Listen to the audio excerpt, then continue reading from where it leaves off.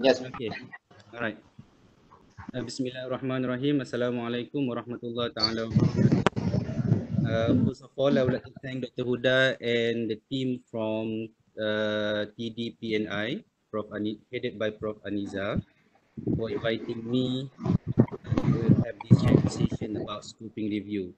So I might not be the best person in terms of experience and seniority in research, and there are many who are more qualified to have a sharing session.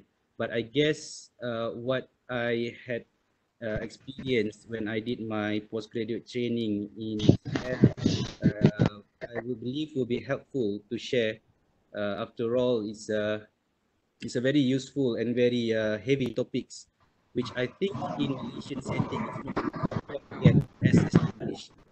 So my intention is to see whether we can have more understanding on these very, very important and heavy topics. All right, so let me see if I can. Okay, so I'm not hoping to deliver because this topic is heavy. Usually, in when I did my postgraduate training, I spent about 6 months just to understand about doing methodology and workshop about scoping and systematic review. So today's session, my aim simply is to generate a basic understanding on why a researcher would want to do a scoping review and how does it differ from the traditional literature review and also systematic review. So I'm hoping to have this, at least if you have this basic understanding, I think that will be more than enough to achieve what I have hope to achieve by end of this session. Anyway, feel free to actually interrupt if you want to unmute and ask question at any time. You may ask me, or you may want to give opinions, or you want to ask questions. Feel free to do so at any point of time. Okay. So I'm sharing a little bit about Epicenter. So this is where I did my training for systematic review. Just a little bit. Epicenter is a dedicated international center specializing in systematic review. They actually have done systematic review, I think, for the last 15 or 20 years or so. And they now have developed their own dedicated software for systematic review called Epi Reviewer. I believe now in version 4. So Epi Reviewer 4 is very useful software to do systematic reviews, one of the most established software. There are other software as well, but because I am more familiar with Epicenter when I did my systematic review with Epi Reviewer, I believe it's a very useful and handy software to use. So what I'm presenting today, what I'm sharing today is pretty much from Epicenter. And this is the book that they call it the Bible of Systematic Review, an introduction to systematic reviews by David Cobb, Sandy Oliver, and James Thomas. It's very useful. We actually have this book as the Bible. They call it the Bible because these are the main reference for all the um, methodology and quality of research and understanding about different types of systematic reviews. Now, in this book, they specifically mention for scoping review, as far as epicenter is concerned, simply equivalent to rapid synthesis of evidence. But they realize that in the literature, there are some scholars, such as Axie Anomaly, who denote scoping review that actually equivalent to systematic mapping from epicenter. So for this purpose, I would take scoping review as a systematic mapping because a rapid synthesis of evidence is really just a quick search of literature and evidence, and they are not really particularly robust enough for publication. And I believe many of us today joined this session to understand scoping review so that we can generate evidence and for publication. So for that reason, scoping review in this case, I make it equivalent with systematic mapping. Okay. Now, this is the slide for conventional literature review. So I think most of us have this experience about doing literature review where we have a certain topics of interest and then we search in the literature and see what we can understand about evidence that we can get our hands on. But as you can see, there are potentially issues with literature review.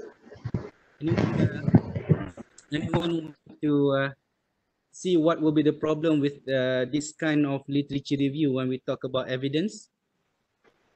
Anyone can see?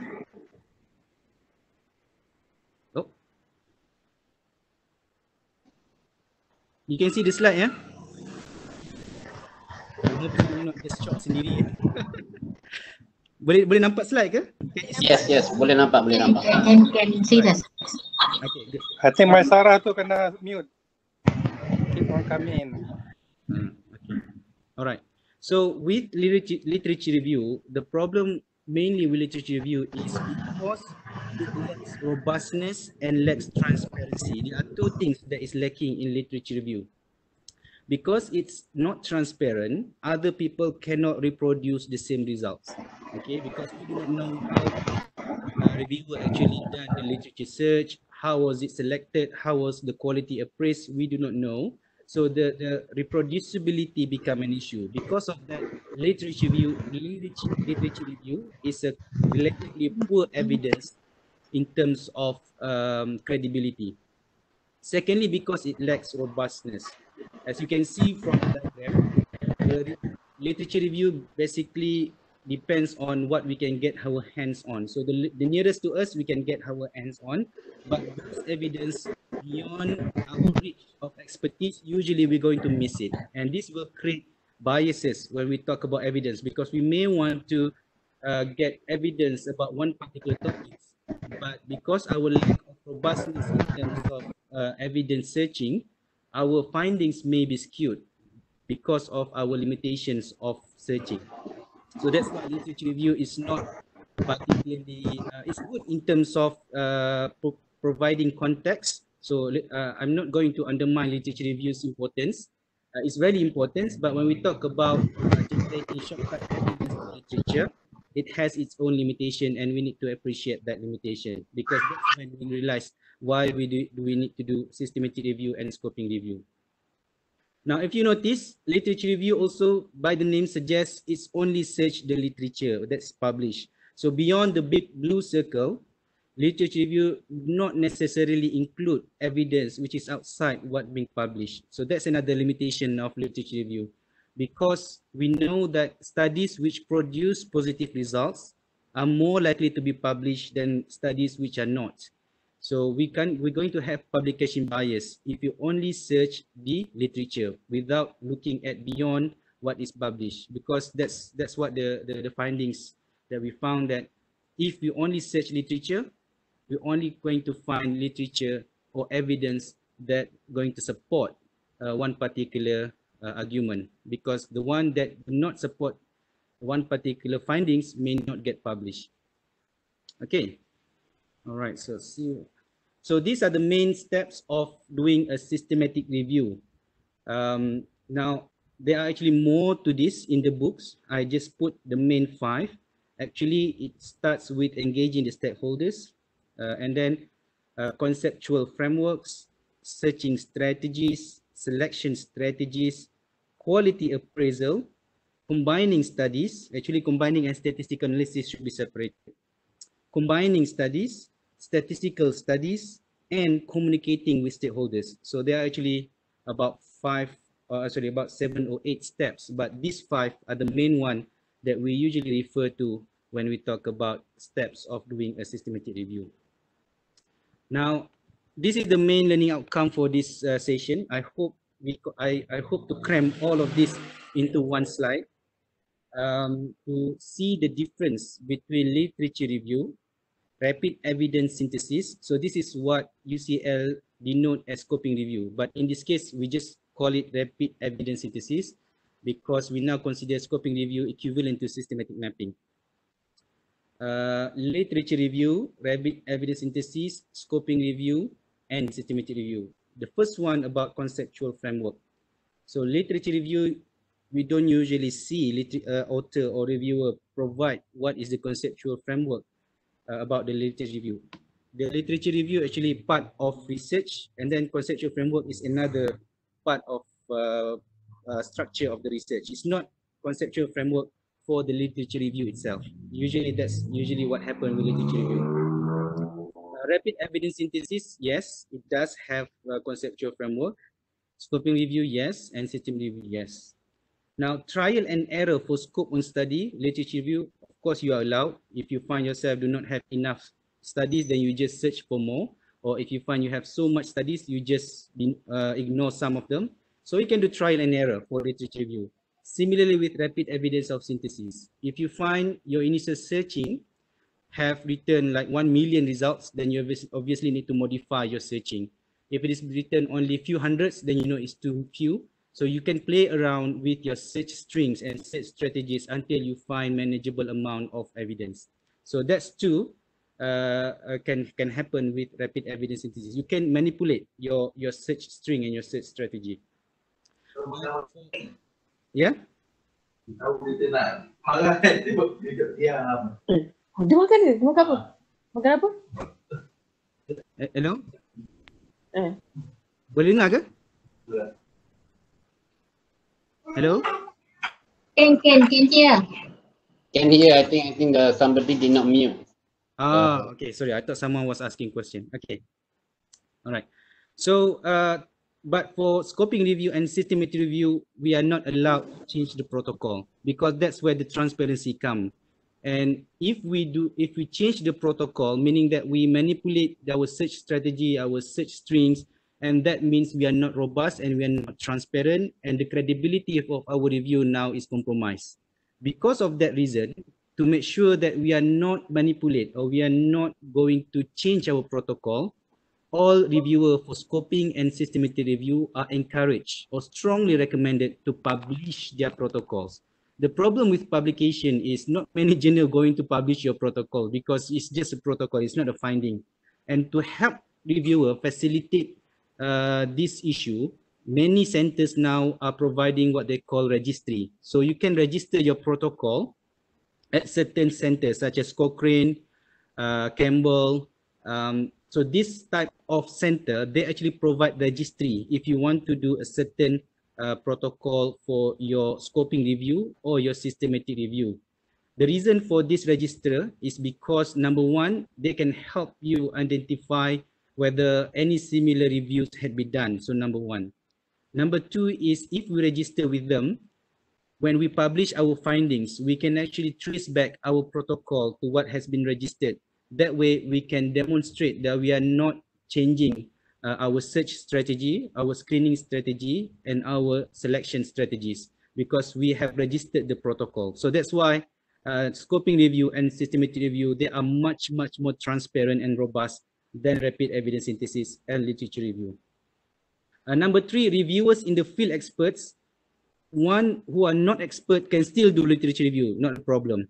That's actually part of learning curve. Rapid evidence synthesis, again, not a problem because we just want to see what's there in the literature for rapid evidence synthesis. But scoping review and systematic review, having the field expert as part of the team is a must. The reason is because the quality or the extent of the scoping review and systematic review is pretty much affected by the degree of expertise of its reviewers. I will show you shortly how is that possible. The other one is usually if we do searching for rapid for literature review, I think it's simple. If we do our own searching, we don't usually ask for help. We just search in our own way. But if we do rapid evidence synthesis where we start doing some key string in the literature database, we may not be needing some help from the IT library. You can, but not necessary. But if you are doing scoping review and systematic review, it is highly recommended. It is actually almost a must to get help or assistance from library because from librarian or any IT expert or information expert because they can help you with managing the robustness and technical support of searching, which is usually beyond our field. For example, the keywords, the database, the relevant database. Like myself, I'm doing educational studies. So I need to consult librarian from UCL asking which database are relevant if I want to do systematic mapping or scoping review, then the librarian will say you should not just limit your search on educational database. You should also be looking into psychological database, because a lot of psychology also do educational studies. Because of that, then my search is actually tailored towards psychological database as well. So that's how librarian can help, or information can help make sure that we are not missing any potential evidence from the literature when we do scoping and systematic review. Searching strategies and selection strategies, I will talk after this, but you can see rapid evidence is very brief. You can probably just go away with 3 or 4 keywords. That's not a problem for rapid evidence synthesis. But for scoping and systematic review, it must be robust. We need to demonstrate it is very thorough. As much as possible, keywords are involved, and the priority is on sensitivity over specificity. I'll show you after this. The next one is software. Again, this is one of my points. If we do rapid evidence synthesis and literature review, we may not be needing software. When I say not necessary, because I know even literature review now people are doing software, isn't it? Using apa nama tu, Atlas TI and apa nama tu, Mendeley. So it's very useful to have software helping literature review and rapid evidence synthesis as well. But for scoping and systematic review, it is practically a must.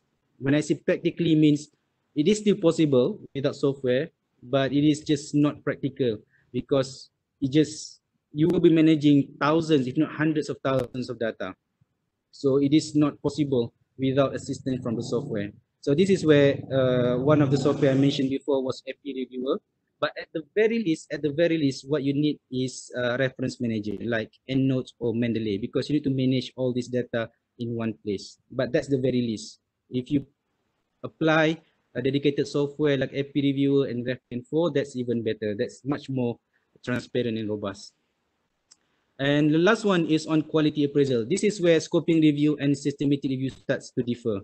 Scoping review does not do quality appraisal of the study because that's not the interest of scoping review, but systematic review must, because systematic review want to use the results of the included study, so it must do quality appraisal. We cannot take results from any study without actually do quality appraisal to make sure that the evidence is credible. Again, because systematic scoping review is not using the results, combination studies and statistical analysis, that's not applicable to scoping review, but it does for systematic review. Okay. Now, I want to show what do I mean by conceptual frameworks. So you can see one question, research question is, how best to apply simulation to teach ethics for medical students? Okay. So I did my postgraduate training in medical ethics. So this is my research question. I want to use simulation to teach ethics. So the concept number one is on simulation. So that's one conceptual framework. Conceptual framework number two is ethics. And conceptual number three is medical students. Usually you will be needing at least 3.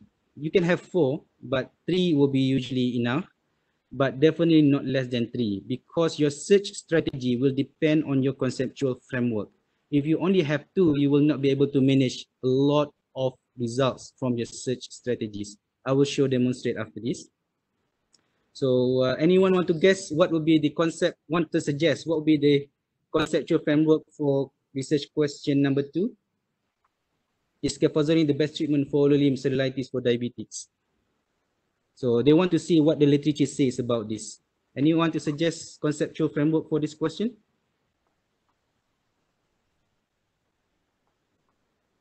Boleh dengar ke? So I'll show number 1. Number 1 is simulation, ethics, and medical students. So you can see one conceptual framework usually involves the profile of the participants. So you can see for number 2, so usually the conceptual framework number 3 will be diabetics patient. Okay. So the other 2 conceptual framework usually will be the key things to search in the literature. For example, is cefazolin the best treatment? So meaning that we want to see whether cefazolin compared to its not competitors. Well, you can say competitors. So this can be grouped as one conceptual framework.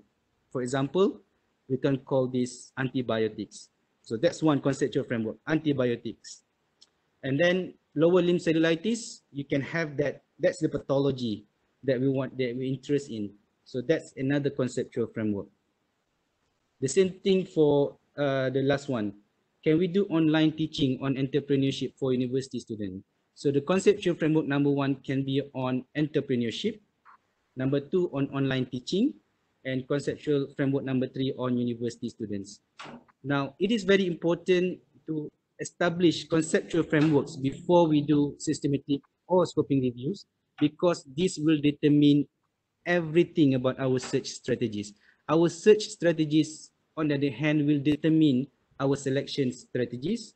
On the other hand, will determine the amount of studies that we're going to include in our studies. On the other hand, will determine the findings of our review. That's why conceptual framework will be paramount importance to be established right at the beginning of a review. So this is example: antibiotics, lower limb cellulitis, and diabetics. Online teaching methods. Obviously, we include methodology there. Teaching methods, one of the conceptual framework. Okay, entrepreneurship, one conceptual framework, and university student, the profile of participant, as another conceptual framework. So this is example of a search string for rapid evidence synthesis. As you remember before, it's brief and short. So based on our conceptual framework, then we decide on doing the search keywords. This is keywords, not yet search string. This is supposed to be keywords. So simulation, role play, AR or augmented reality, VR or virtual reality, or experiential learning. Bioethics can represent ethics, moral values, consent, confidentiality. So that's one conceptual framework. Medical students, you can use student doctor, undergraduate medicine, medical school, medical faculty. So if you put this into literature database and search for it, you can get quick results coming back, what kind of studies that are there in the literature. So this is what we call rapid evidence synthesis. So the search keywords is actually very brief and not robust. Okay, so in terms of searching, so that one is keywords. Now we come to search strings. So they are different. Keywords and strings are different. Keywords are just keywords that we decide that require expertise. Search string, this is where we need help from the librarian, because different databases have different syntax. So search string, for example, this is from PubMed. You can use title and abstract. And they also have mesh terms. So this is for PubMed. That's why we need librarian to assist us, because different databases have different kind of searching strategies. Now, what I want to highlight is Boolean search. For all keywords or search string within the same conceptual framework, you need to use OR, because we want to add. You can see simulation or experiential learning or role play or virtual reality. So these are all under the same framework, conceptual framework. Same with medical students or undergraduate medicine or medical faculty. So this is about medical students. So they are all represent the same conceptual framework. They are all combined with the all Boolean search. Ethics, consent, confidentiality, moral values, all of these are again represent another conceptual framework. So they are all being combined with all. But when we want to do search within three different conceptual framework, we combine them with N. So you can see I highlight the red font for conceptual framework number 1, and then I combine with N for conceptual framework number 2, which is represented by the green font. And conceptual framework number 3, I represent with the purple font. Again, I combine with the N search. So this is the Boolean search for conceptual framework search strategies. Now, this is, if you do this for rapid evidence synthesis, what you find is you can do like this for many search database, because it's very brief. You have few keywords, you just plug in, and then you just done O, and N. It's very quick, it's not robust, but it's good in terms of having understanding on how many evidence are out there about our research topics. So that's fine. But when it comes to scoping,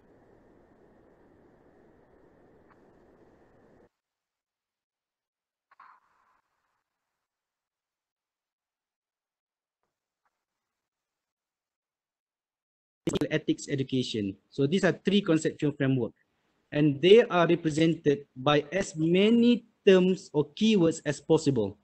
And this is where the expertise of the field expert is crucial, because you can see role play can be represented by role playing, simulation, experiential learning. How can experiential learning represent role play? Only those in the expert of the field will know, yes, that can represent role play. Does it make sense?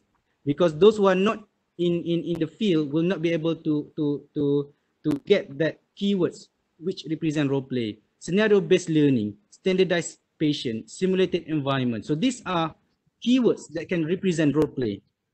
So we want to be as many as possible because we want the search string to be as robust as possible. This is why for scoping and systematic review, field expert is a must. So because that's the only way one can know what are the keywords to represent each role play, each conceptual framework. Similar with undergraduate medicine, and you can see medical ethics education.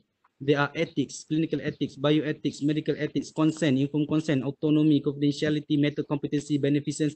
These are all can only be synthesized as a keywords to represent medical ethics by those who are experts in the field, because those who are not experts in the field will not be able to generate as much keywords as possible to represent one conceptual framework.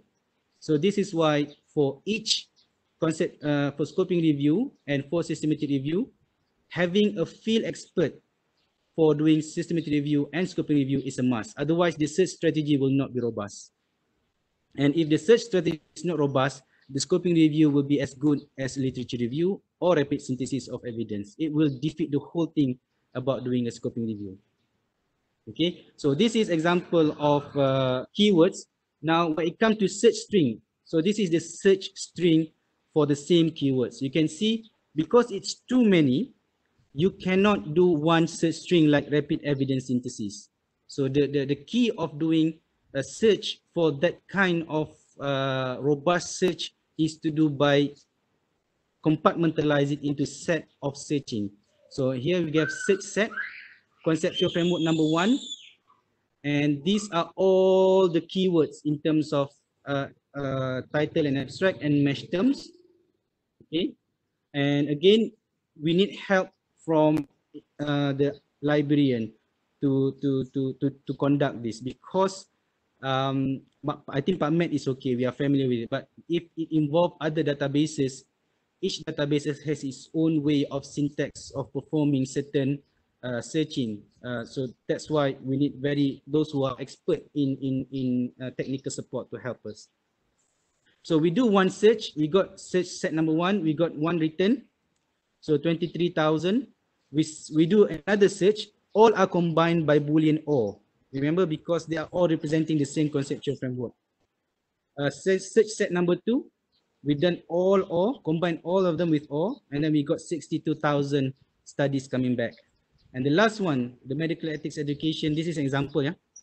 We combine all the terms with OR, we got 832,000 studies.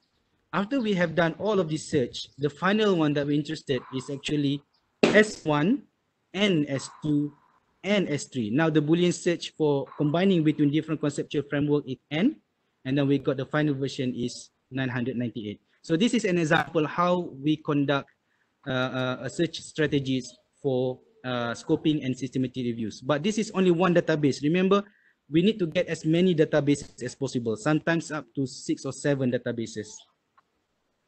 So with that kind of keyword and robust search strategy, we can now have confidence that we have get our hands on to almost pretty much all evidence that is there in the literature. Now, when I say about all evidence, it also involve gray literature, which is beyond what is published. So beyond beyond the blue circle, we can have evidence that is not published. This is referred to as gray literature. So we can get this from websites, we can get this from conference proceedings, we can get this from research, dissertation and research thesis that's been put in the library that has yet been published. So sometimes PhD students, they have done some studies but have not managed to publish it. But the studies already been compiled under one book or under one thesis. So we also look for it. That's how we can be confident that our search has represent all evidence that is out there. Okay, again, this is the roles for the librarian or information expert. It can help with identifying the sources of searching. It can help with the syntax, and it can help, the librarian can help with technical support. Technical support means how do we import and export data from library, from the database that we have searched. Okay. This is the Venn diagram. So conceptual framework number 1, conceptual framework number 2, and conceptual framework number 3. Each conceptual framework, we want to get as many as possible. This is why we need at least 3 conceptual framework. If you only have 2 conceptual framework, what happens is you will be having so much study that you may not be able to manage. Because the more conceptual framework you have, the more focus will be for your study, for your results of your study. Okay. All right. Let's go for the next one. Okay, the next stage is screening and selection.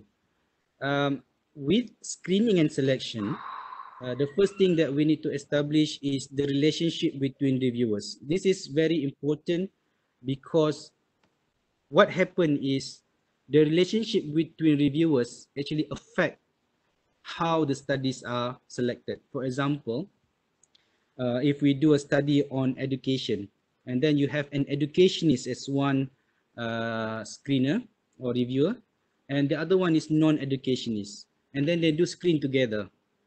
When they select studies, usually the non-field expert will give in to the expert because of the nature of expertise. This is what we call unbalanced relationship. The other things can happen is if one reviewer is so much senior and the other reviewer is so much junior, whenever they have discrepancies, there's a good chance that the junior one or the less senior one will be giving in to the senior decision of the senior reviewer. Because of that, when we do a systematic review, screening and selection, the expertise and seniority and relationship between reviewers usually is elucidated right at the beginning, and then they make it transparent how they actually do the screening, the blindness. So each reviewer independently do the screening and selecting studies. Hello? Okay, and finally, they have a mechanism or methodology how to solve if there are discrepancies. So usually in many systematic review and scoping review, it involves arbitrary from the third party. Now, that's actually the the reviewer relationship part of screening and selection. We need to, when we do the study, we need to make sure that the relationship between reviewers are elucidated very clearly. Secondly, the first stage selection. This is usually how many people are doing, pretty much a standard way of doing screening and selection. The first stage selection is title and abstract. We just do title and abstract. The main aim is to remove as many studies as possible. We have our inclusion criteria. All we need to do is make sure that any studies which tick any exclusion criteria, we just exclude it. Okay, for example, our study said the study must be in Bahasa Melayu. So if we find studies in Bahasa Arab, then we just delete lah. Doesn't matter what other criteria of that study. So we may have studies which say we exclude study which is less than not more than 10 years, which is conducted among medical students, which is conducted in English or in Malay. So if you find a study conducted in Bahasa Arab, we just delete that study. We don't need to see whether that study conducted among medical students or not. We only need one reason to exclude one study. So that's how we want to use as many, remove as many study as possible using title and abstract. That's how the software is useful, because if you use a dedicated software like AP Reviewer, it has a dedicated button where you just click why you exclude that study. You just remove that study, and then it will compile systematically how many studies are removed because of this reason, because of this reason, because of this reason. Now, the rule of selection for first stage is, if we cannot exclude the study, we must include it. For example, we find a study that talk about, for example, capazolin. But in that study, we're not sure, like for example, capazolin for cellulitis. For example, you find a study that you're not sure whether the study was talking about diabetics patient or patient with compromised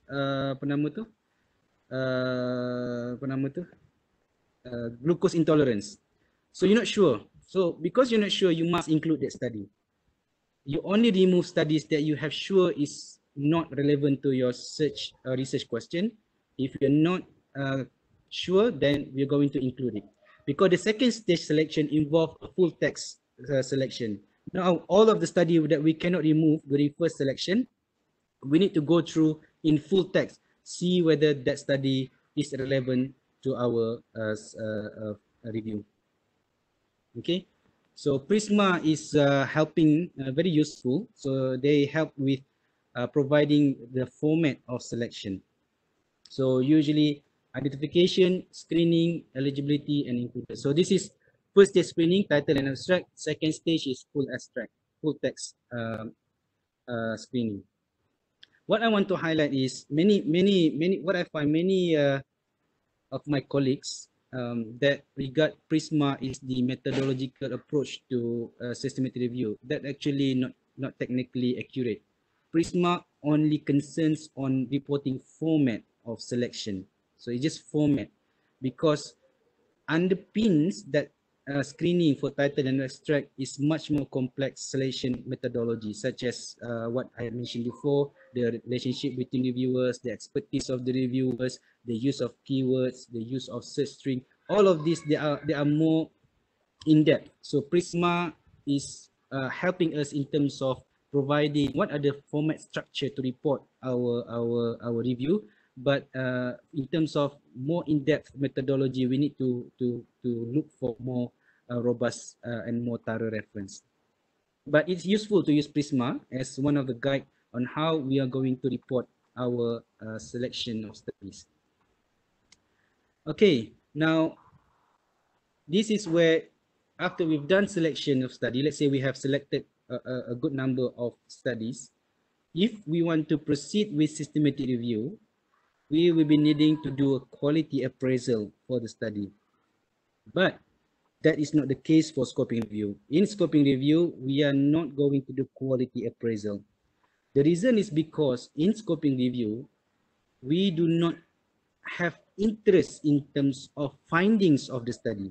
If we do have interest on the findings of the study, then we need to do systematic review, not scoping review.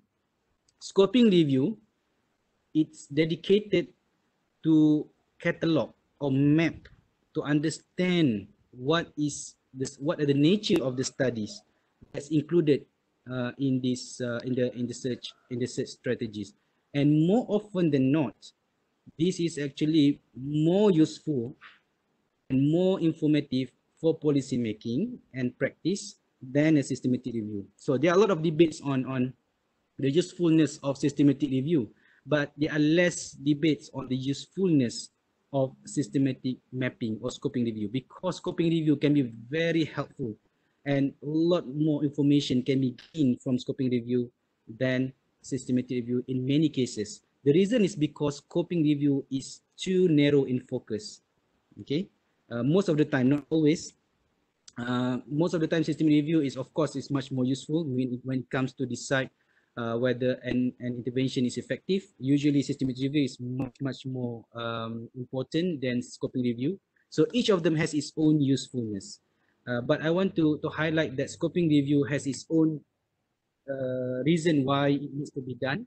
And usually that's because it it is providing information that no other reviews can provide. Because of that, it is a ethics and a measure of good practice for a scoping review not to include the results of the included study in its findings. For example, example before, we are looking for role play and simulation and teaching ethics. And then we found, let's say, 20 studies from our scoping review who did studies on medical students and teaching ethics and using role play. And then we did a systematic catalog. So we find how people do role play, how people do, in what ways role play was done. And we're also looking at in which country the role play study was done. Who are the reviewers involved? Who did the research? What kind of research was done? What kind of study design was done? So these are all answered by scoping review. But if you want to look at whether role play is more effective than, for example, using OSCE or simulated patient, or whether role play is more effective than traditional teaching, if that is the nature of interest, then that is not the focus of scoping review. We need to do systematic review. Okay, so the scoping review that we did, after we done 20 studies, we describe the study, but we do not include the findings of that study. For example, we do not say, oh, out of 20 study, we find 18 says role play is better than simulated patient. It is unethical for us to do that for scoping review because we do not appraise the quality of the study. So if we claim the findings of the study, despite we are not doing quality appraisal, we are actually providing we are quite in terms of deceiving lah sebenarnya, because we do not praise the quality of the study, but we tell people these are the findings of the study, as if like the study has been appraised in terms of its quality. Because of that reason, scoping review do not usually include the findings of its selected studies. Okay, so here I highlight again, quality appraisal is not part of scoping review, but it is a must for systematic review, because systematic review wants to use the results of the study, so it must appraise the quality. Okay. All right. So why I think this we have taken this. So why do we want, this is comparative between systematic review and systematic mapping. You can see the first part of systematic review, they share the same degree of robustness, transparency, and reproducible or credibility. Same robust strategy, same robust conceptual framework, same robust screening and selection strategy. And after that, instead of just describe the study characteristics, systematic mapping proceed with more comprehensive systematic catalog of the included studies. It does not proceed with quality and relevance of the study. Okay, but if you're doing systematic review, you must assess or do quality appraisal, because you want to use the result of the study. So that's how systematic review and scoping review differ. They are different purpose for doing review. Okay, so now why do we want to do scoping review? So I mentioned that it's very useful, it can be more informative, but how or in what ways does it more useful? Number one, it established the extent of evidence. So unlike literature review, scoping review, because of its robust search and selection criteria, we can have confidence to say this is the extent of knowledge and evidence that we know from the literature. Okay, and that's very important because now we can actually identify gaps. Okay, for example, we realize too many research done on medical students, because when we do catalog the study, we find that, oh, actually a lot of studies was done on certain group of people, and then we realize that actually there are lack of studies being done on certain other group of participant or people as well. So for example, in this case, I give example, many research done on medical students, only a few really look into nursing and dentistry students. Okay, this is an example. Then we realize that's how we can establish with scoping review. And then we realize after we know the gaps, then we can realize, oh, now I know that many people are doing red, green, and black approach to solve this problem. Nobody has ever done or really looked into doing a rate approach to solve this problem. So now we realize actually no one has ever done, or many few people has ever tried to use this way of doing problem solving. So scoping review provide that direction, okay, which because now we know for certain that no other people has done that particular approaches. And then we may be able to describe in terms of why certain studies are done in certain countries. It gives us a lot of information. For example, when we did role play on simulation and ethics, we find that a lot of studies are actually done in Germany. Okay, it creates question why so special about Germany? Why they really look into simulation, and that creates a lot of discussions.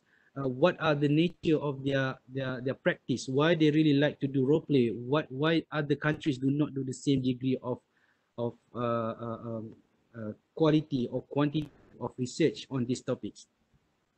Similarly, if you do certain other research topic, for example, if you do certain surgical procedure, for example, we introduce a new technique of doing, for example, laparoscopic surgery, a new technique. And then we can find with scoping review which countries do more studies on this technique, but why other studies don't. So we can see this actually provide very helpful insight information in terms of the expertise of each countries and also the research activities that's going on between different countries and different field of studies.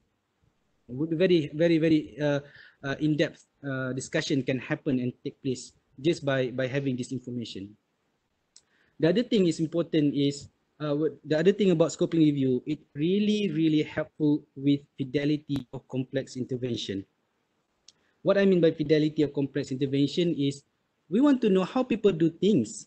Like when we do role play, we say, oh, role play is important for teaching ethics, but we do not know how people do role play in their settings. So some people do large group role plays, so 10 people, only one in the middle doing role play. Other people, small group role play. There are 3 people doing role play. Other people ingeniously use OSCE. After OSCE, they use the same simulated patient to do role play. So there are a lot of people out there who are sharing experience of doing complex intervention. And this is very useful because when we do catalog this information, we just realize that, oh, actually there are many ways of doing complex intervention that we know about. Because of that reason, we can now see which one is most relevant to our practice and our institution. That's why scoping review can be very useful and very helpful. So I got an example of health intervention. So the health intervention saying that we want to know whether health intervention for chronic disease is helpful. Okay, so that's the systematic review.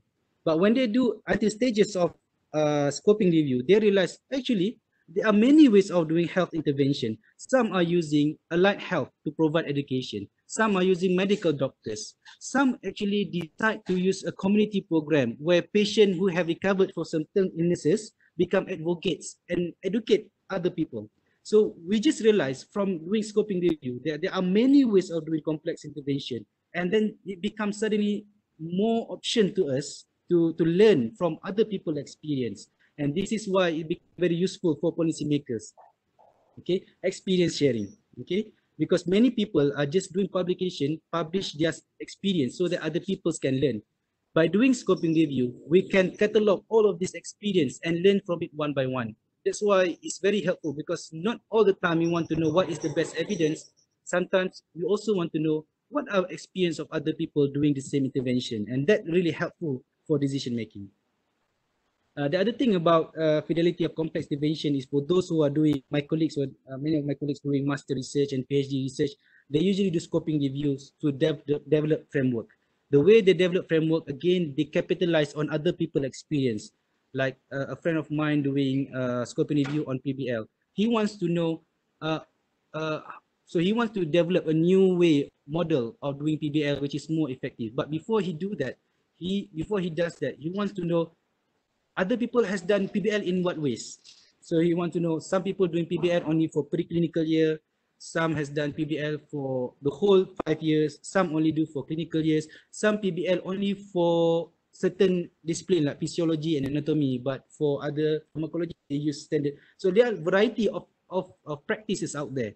And using scoping review, you can develop and synthesize a framework which is very robust and very, very comprehensive for your own study.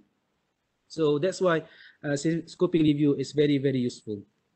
And then because of that, for example, we know better our own, for example, in Lisa, we know our capacity, we know our funding, we know our expertise, we know our experience in terms of doing PBL. Because of that, when we see other people's way of doing PBL, then we can realize that, oh, actually, I think this is the most relevant to my practice, because I have, even though other studies say they are very effective with PBL using virtual learning, using online resources, but I think our facility is not yet ready for that kind of practice. We probably more suitable for different other people's kind of doing ways. So that's why scoping review provide that insight for decision making.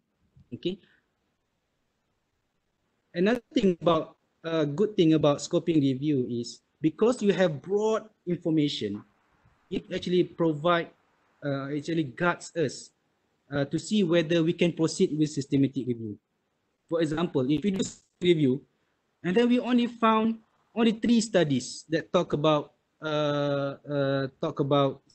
topics, then we know that it's not potentially doable to do systematic review because the studies is too small. On the other hand, we may be able to reconstruct our data to do systematic review from scoping review. For example, just before, we say that we want to do systematic review on, for example, health intervention on those suffering from chronic arthritis. When we do scoping review, we realize that actually there are not many studies on doing health intervention for chronic arthritis. But when we broaden the scope, instead of chronic arthritis, we just apply chronic disease.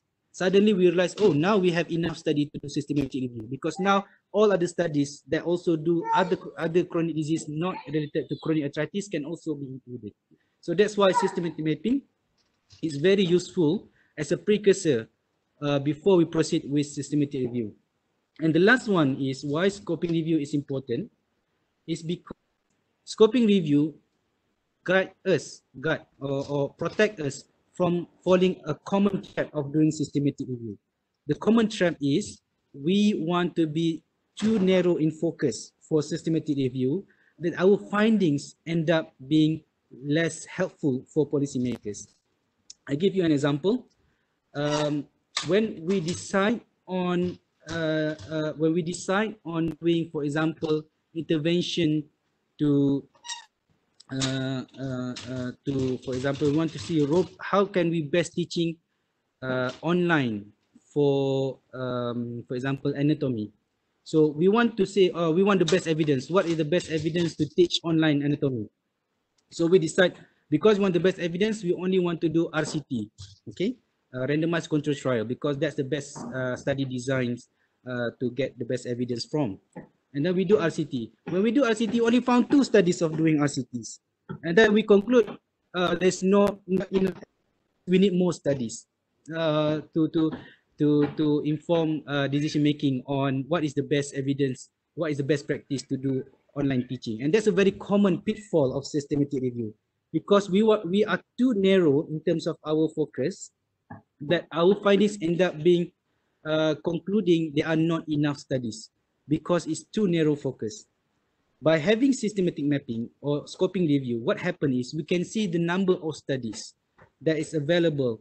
And then after we see what studies are there, then we realize, oh, actually, we might not be wanting to ask what is the best practice to do systematic, to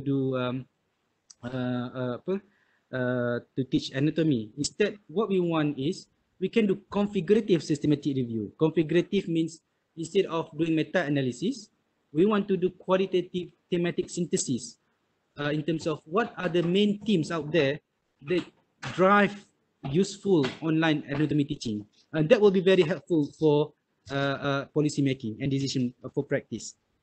So that's why for doing systematic review, it is always recommended before we decide on systematic review. Most of the practice in UCL suggests we do a dedicated scoping review first. Then we decide whether how is best to proceed with systematic review. Okay. Now the other thing about doing scoping review, this is we come to any other advantage. Because it's secondary data research and we do not collect primary data, there is no ethics application required if we do systematic or scoping review. And because it also provides shortcut evidence to literature, it's very common for systematic review and scoping review to be highly cited. Scoping review compared to systematic review is relatively easier. The reason it is relatively easier because it does not do quality appraisal, it does not involve combining the data or combining the studies, and it does not involve statistical analysis. It's usually cataloging. So because of that, it's relatively easier. If we want to appraise the quality of the study, we need to use certain tools. We need to justify why we want to use certain tools to appraise quality of the study.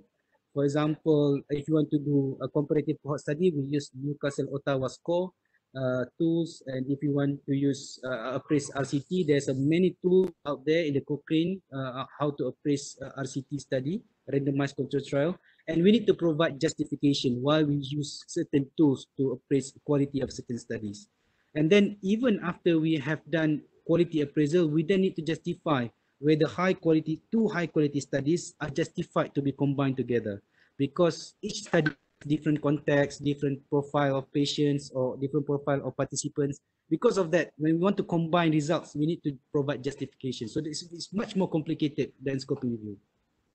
But if you manage to do systematic review, that will be very, very, very, very useful, because I think after this, Prof. Shah, I think we'll talk about systematic review, because systematic review is so powerful that in UCL, one can do PhD study just doing systematic review, but it's very robust. It's not standard systematic review. It's very robust and it's very thorough.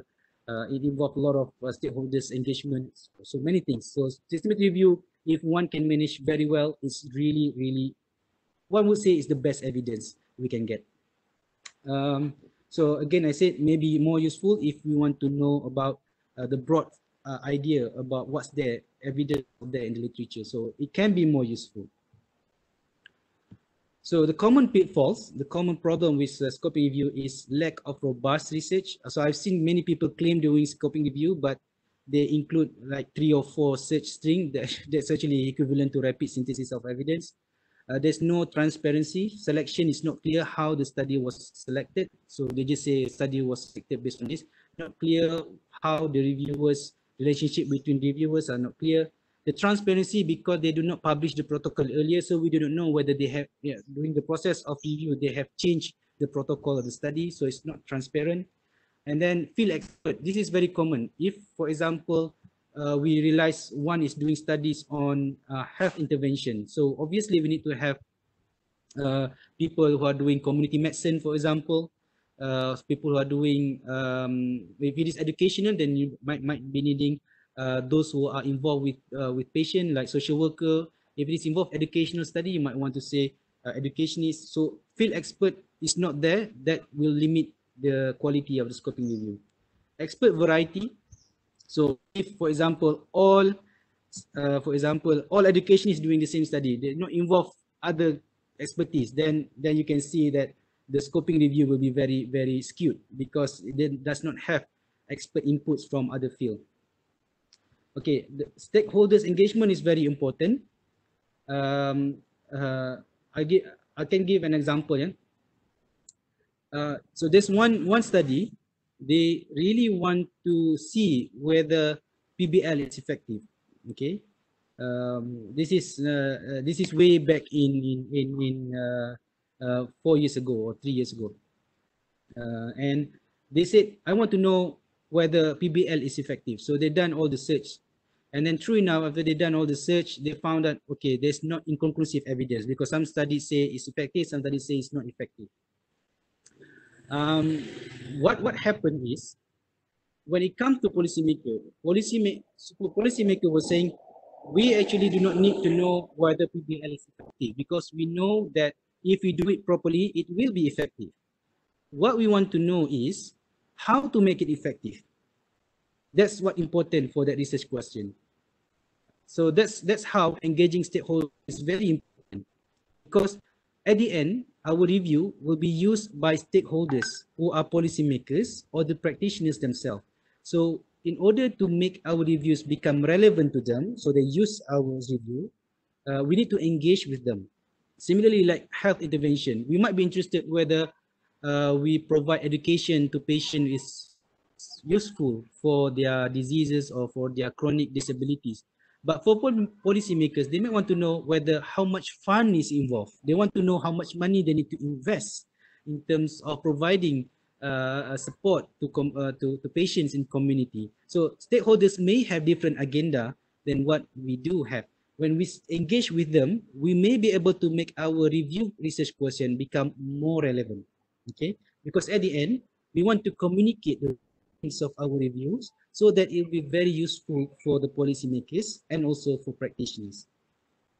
The other common pitfalls for scoping review is only search the database. So when you search database, obviously you'll be having by default publication bias, because only studies which is producing positive results are more likely to be published. Again, Prisma, I've mentioned about it, is a reporting format, but if you want to understand about methodological approach to systematic review and scoping review, you need to go to dig more advanced reference. So one of them is this book that I just shared. Okay. Now, when we understand about scoping review, then we can start to see the critical appraisal of scoping review. So I think I mentioned a lot of this: engagement with stakeholders, conceptual frameworks, number of keywords, expertise of the reviewer, language. Language is very important. Yeah, I forgot to mention. For example, COVID-19. If you want to do systematic review on COVID-19, you might be needing to have a reviewer who is well versed in Mandarin or Hokkien or whatever Chinese language they use to publish literature, because there's a good chance all the primary data that happened during the outbreak is published in China. So that's another important things to ponder. Just like my studies that I did on role play, I found that many of study published in Germany. Then I can realize actually my findings, my review has limitation because it does not include Germany language. Of course, because I don't speak language Germany. So that's actually very important to be aware. What are the limitations of our reviews? It might not be represent all evidence in literature. It only represent all evidence in literature as per its inclusion criteria. Okay. Relationship between authors is not mentioned. You need to make sure what are relationship between authors, search string, grey literature. These are all that has been I mentioned before. Okay. I wouldn't talk much about systematic review because I believe we have mentioned about it before. Again, I want to highlight this. This is like the learning outcome from this session. We need to see very clear the differences between literature review, rapid evidence synthesis, scoping review, systematic review. Okay, so you can see scoping review and systematic review is differ right at the end. So scoping review does not do quality appraisal, it does not combine results of studies, and it does not do statistical. What I mean statistical analysis, I refer to meta-analysis. Obviously, if you do systematic cataloging, you will be do descriptive analysis. That will be part of your description, but not meta-analysis. Meta-analysis, if you want to use the results of the study, we need to appraise the quality of the studies, and that will be systematic review, not scoping review. But scoping review, as we mentioned, is very useful to have broad understanding of the literature, have insightful knowledge about what experience has been shared, and learn from all these authors publishing their studies in order to share their knowledge and experience. Okay. So scoping review and systematic review, same degree of robust in terms of conceptual framework, strategies of searching, screening, and selecting studies. However, again, scoping review does not do quality appraisal. Okay, that's actually part of systematic review. Okay. So this is again another slide just to highlight again the differences between scoping review and systematic review. You can see the red line there. That's where scoping review stops, and then it provides dedicated focus to describe and catalog comprehensively the studies that included. Systematic review, on the other hand, proceed with quality appraisal. relevance appraisal, combination, justification, whether combining studies are justified, and meta-analysis of statistical analysis. Okay, there will be a few last slides there. A checklist to start the scoping review. Form a team. Make sure it consists of variety of experts.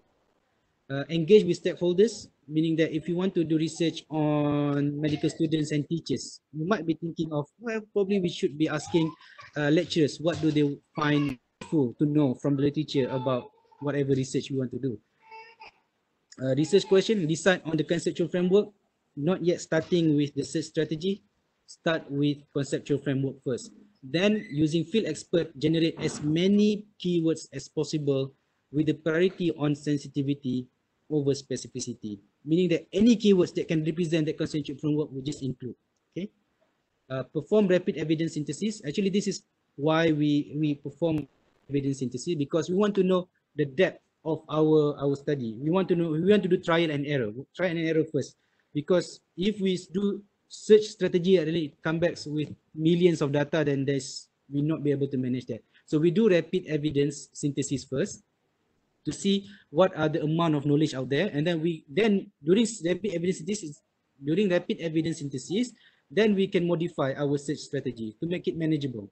Okay, that's actually the one of the most important purpose of rapid evidence synthesis is to help us to do scoping review, whereas the scoping review help us to decide whether we can do systematic review. So you can see the relationship. Yeah? Okay, so start to engage with our librarians, see helps we can get from them, and then start doing comprehensive searching, screening, selecting. Use software to demonstrate systematic, transparent, and methodological approach to data mining and big data management.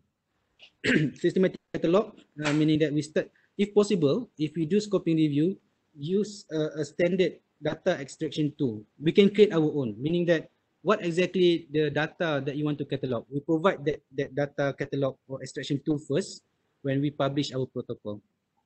Okay, and then writing a discussion.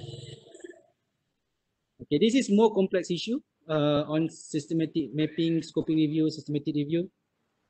This is why when we do critical appraisal, we are looking at this. This affect quality review significantly. How does engagement with stakeholder affect the quality of scoping review? So this is why we touched before. It involves the relevance of our question. What are the limitations of scoping review? Okay, this is usually important for those who are doing postgraduate public PhD or master on scoping review. They might be doing as a single author. Actually, there's a limitation when we do single author review, because the extent of a review is as much as the extent of the expertise of the author. So if you are doing one author review, there will be a limitation. It's not saying that it cannot be done, but we need to be aware of what are the limitations of single author. For example, selection of studies. We select we select ourselves. No one is double checking our understanding. So we might introduce bias in our selection of studies, and that affects the findings of our review significantly.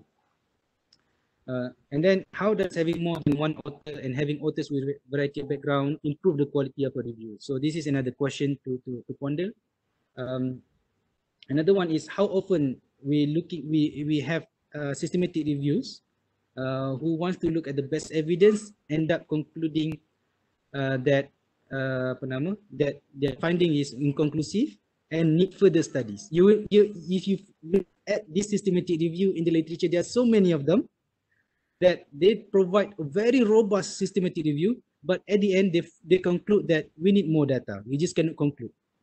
That actually one of the main pitfalls of systematic review. So when in UCL we discuss about debates on the quality of systematic review and scoping review, of course, we not just think about the methodological approach to the systematic review. We are talking about how the findings become relevant to inform practice and policy.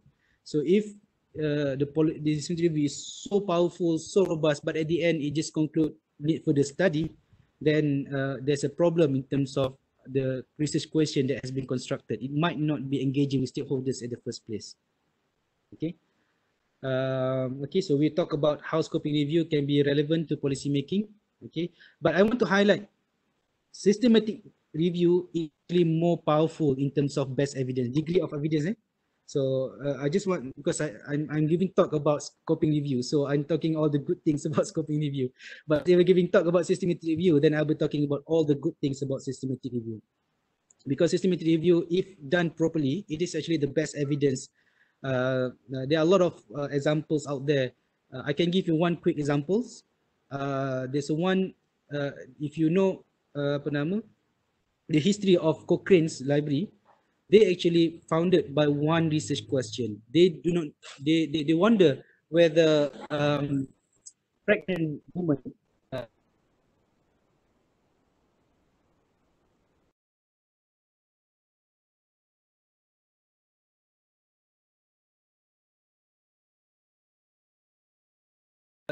so they're not sure. So what they did was they decided, look, we need to have a proper, robust, transparent, and credible evidence. And they're doing systematic review. After they've done a systematic review, they've done a meta-analysis, very beautiful study, very, very powerful study. They conclude with statistical significance that giving steroid to a pregnant lady, third trimester patient with threatened pregnancy is actually beneficial. Okay, so that's how become a standard practice now to give steroid if those with third trimester present with threatened pregnancy. So that's actually the value of systematic review. It actually removes doubt and actually combine all the high quality studies to provide one true answer. So systematic review, if done properly, actually the best evidence we can get our hands on. Okay.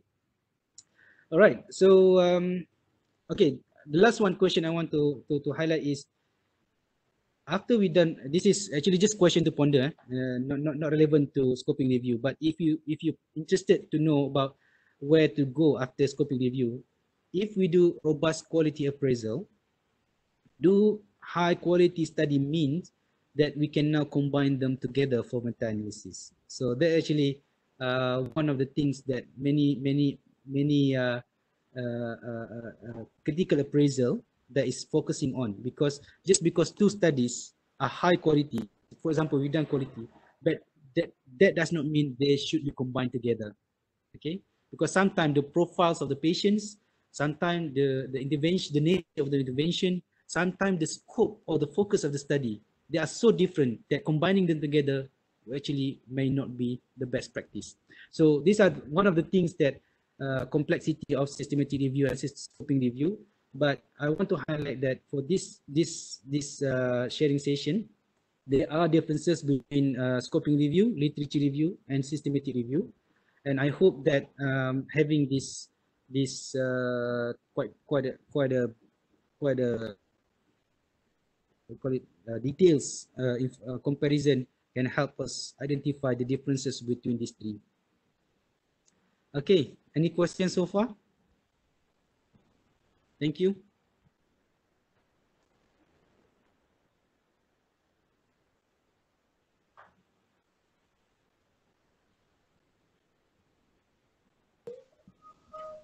Assalamualaikum, salam ni. Ya, salam warahmatullah. I'm Hawa, Siti Hawa. Okay. Oh, Hawa, okay. Okay, I probably missed out something. I want to ask whether the Prisma flowchart is a must to be included in the scoping review. Okay, all right, this one. Okay. Is it a must to be included in the systematic scoping review? And secondly is it do we need to highlight or to mention our inclusion and exclusion criteria when we do scoping review?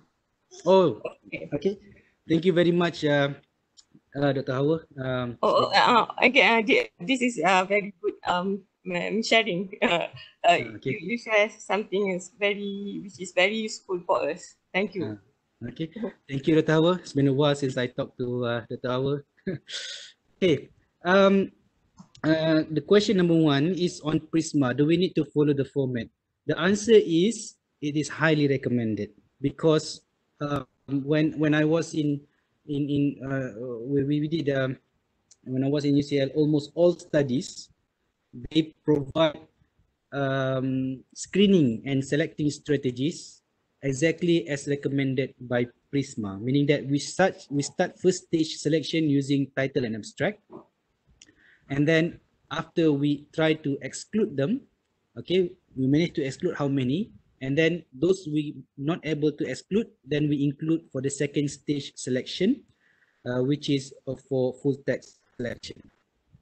As far as I know, there are probably others way of doing selection studies, but this is the most established that I don't find any other reviews has done differently when it comes to screening and selecting studies. The reason is because, for example, a manageable amount of primary result will be around 1,000 to 5,000. If you have more than 10,000, usually you'll be finding yourself struggling unless you have more reviewers, okay, who are willing to do screening.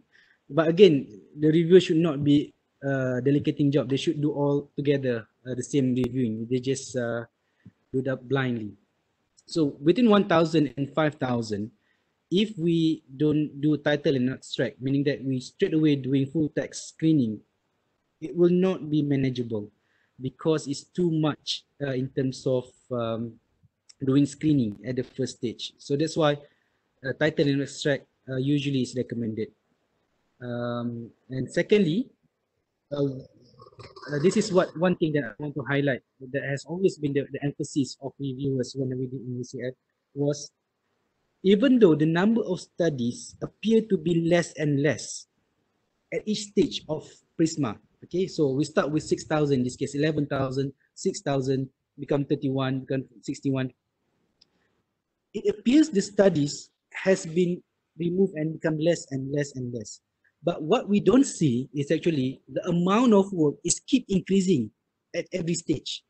We start with 11,000, we remove duplicates, we remove this, we remove this. Actually, every time we remove, we actually add more works, we add more works, we add more works.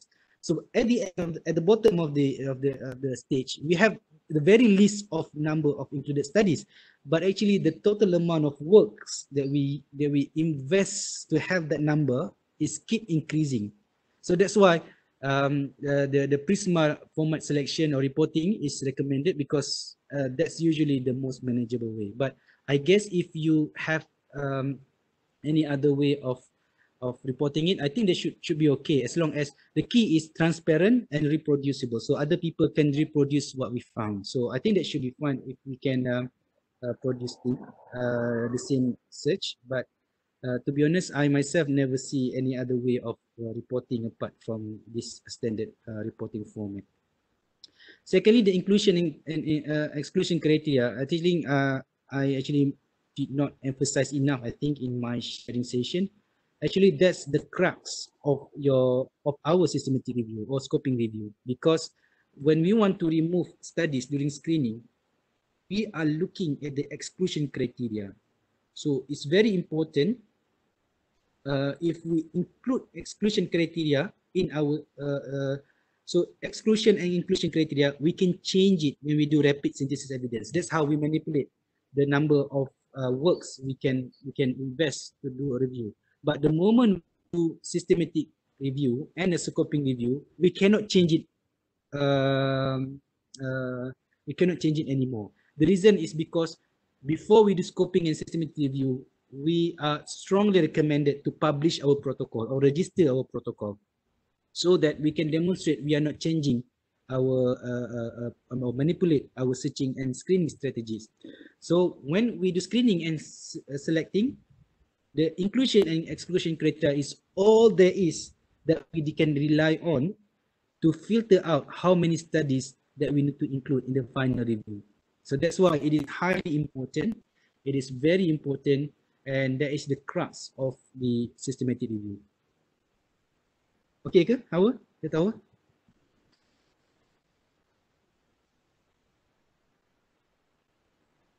Hello? Dengar ke? Tak dengar suara lah. Hello? Test. Dengar ke?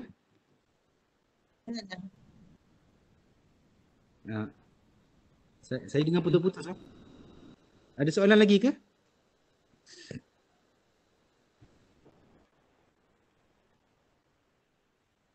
I think I just put this slide one more. Ada apa-apa soalan lagi nak tanya ke?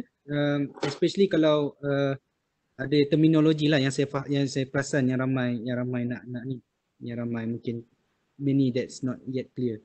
So there are terms like systematic literature review. What's that? So systematic literature review, many people give different names. If you look at the way they conduct the review, if it involves robust search strategy, if it involves robust selection strategies, if it involves conceptual framework, it does have experts which provide and generates very high number of keywords, and it does provide quality appraisal. So systematic literature review is a systematic review. If that systematic literature review is actually just a literature review, but do simple searching, like 3 or 4 keywords in the database, and then they provide discussion on that particular findings, that's actually equivalent to rapid evidence synthesis.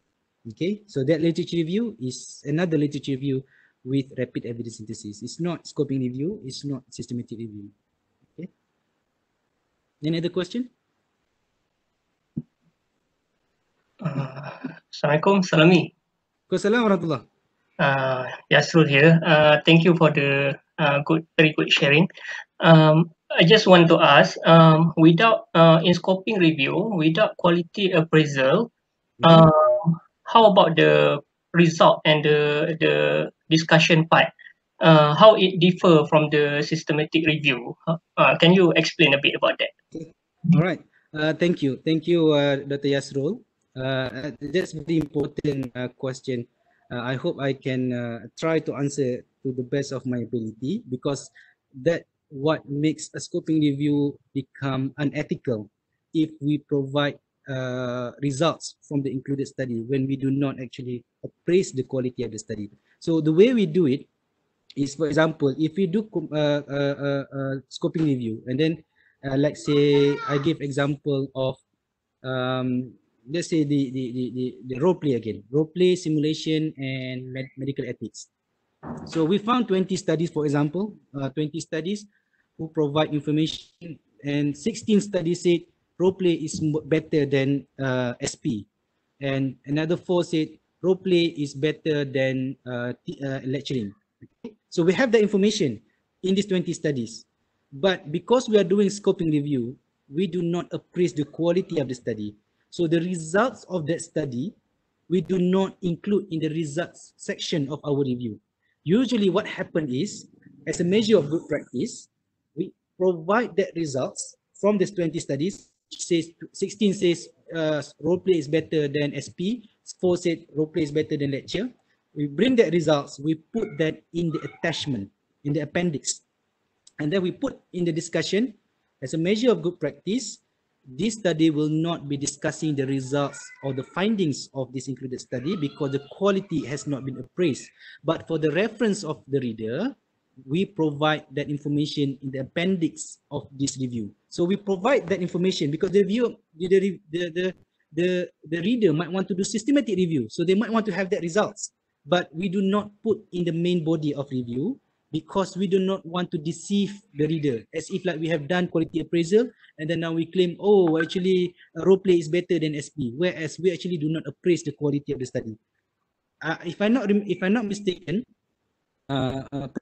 was once telling me there's a statistician who actually did review of all the literatures, and then they found that majority of the studies actually very poor in quality.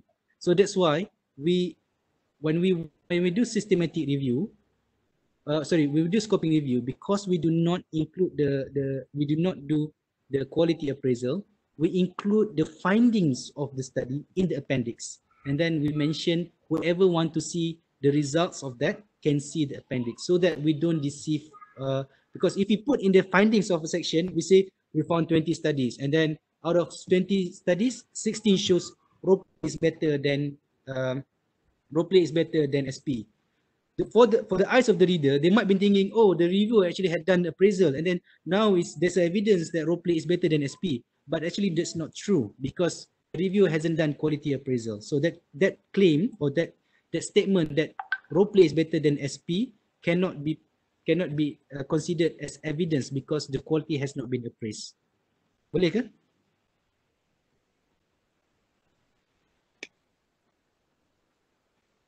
So put in the appendix. That's the short answer. Okay, thank you. Okay. Put in the appendix, jangan tak letak, sebab that's very important information as well. So that way we're not deceiving. Kita tak deceive lah. We do not. It's a measure of good practice to do that. Okay. Assalamualaikum, Dr. Salami. Waalaikumsalam, Prof. Syed Hatim. Yes, okay.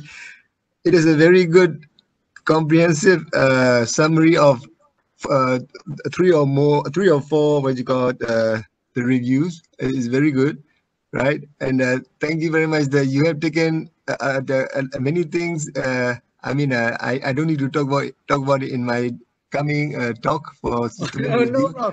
Meta-analysis, I'm not expert. There's a lot of... Yeah, I also think that he covered a lot of systematic review. No. Yes. The systematic review is different level altogether. It is required somebody with Prof. Hatim caliber to give a talk about. No. Thank you very much, Dr. Salami. It's a very comprehensive summary, very good. Maybe in my talk for systematic review, I will go more of what you call the meta-analysis part, where many people want to know how to interpret, because your theoretical coverage is very good. Now, I mean, many people are very clear about what is the difference between scoping and systematic review, and also others, right? So it's a very good what you call the summary. I would strongly recommend Dr. Salami.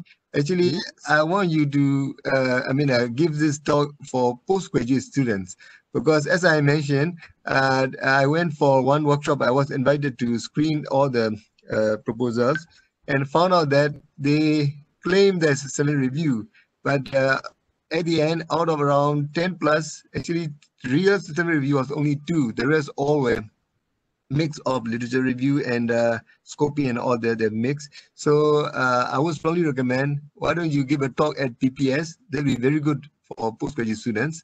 They will gain a lot. That's my strong recommendation, right? Very good work, Dr. Salami. Very good talk. Thank you very much. Very good.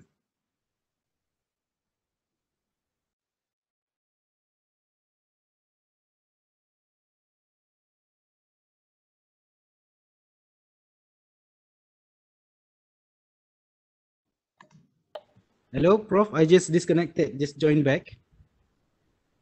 Hello? Okay, I think I also would like to thank Dr. Salami. It's very comprehensive, and he summarized beautifully regarding the reviews. So, any other questions? Before that, if I don't know whether the QR code is working, but I hope everyone has filled up the attendance, because if it's not working, I'll just fill up the CPD manually. So if you can try to scan this. If it's not working, don't worry. We'll insert manually. Okay, anyone would like to ask any questions? Kak Uda, saya disconnected tadi. Tak tangkap Prof. Syed Hatim punya question. Prof. Syed Hatim, are you asking to give talk on... No, it's just a comment. Comment. Commenting is a very good presentation. I just request you to give a talk at PPS, because I was talking to a number of postgraduate students, especially from overseas, also locals.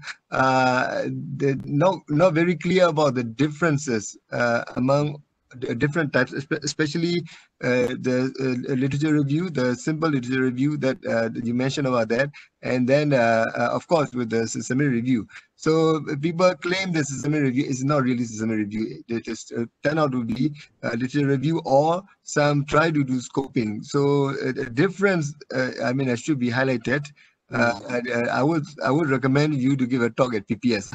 Yeah, for Inshallah, Prof. If yeah. if there is a invitation, then inshallah, I think I'll try to be sharing as much as I, because the government sent me millions of ringgit, not millions, probably hundreds, thousands of ringgit to learn at UCL. I think I have a duty Yes, to share what I learned there. yes. Yeah, inshallah. Yeah. Dr. Salami, if you agreeable, I can talk to Deputy Dr. Munir to give you one slot for that. Inshallah. Yeah, okay. I open to that, inshallah, Prof. Congratulations, Thank you, Prof, very for good your talk. comment. Very good talk, Dr. Salami. Very good talk. Congratulations. Thank you, Prof, for your kind comments. Any other questions?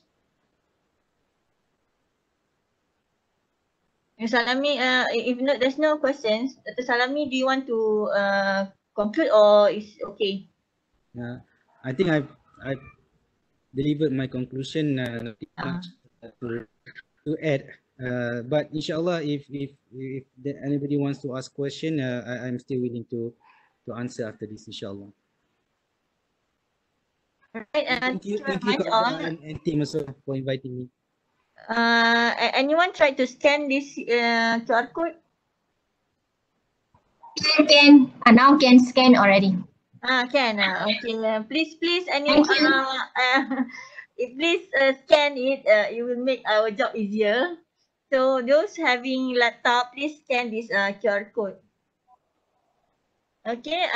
With that, I would like to thank everyone for attending this seminar. This for scoping review writing. Dr. Salami is very kind. If you have any problems, you can approach him. So I think no problem if you have any questions. Okay. Inshallah. Thank you very much, Dr. Salami. Thank you. Jazakallahu khairan kasiran. Thank you very much, Dr. Salmi. You're welcome. Thanks everyone for joining. Inshallah. Okay. Please scan and you can leave the meeting. Thank you very much. Inshallah.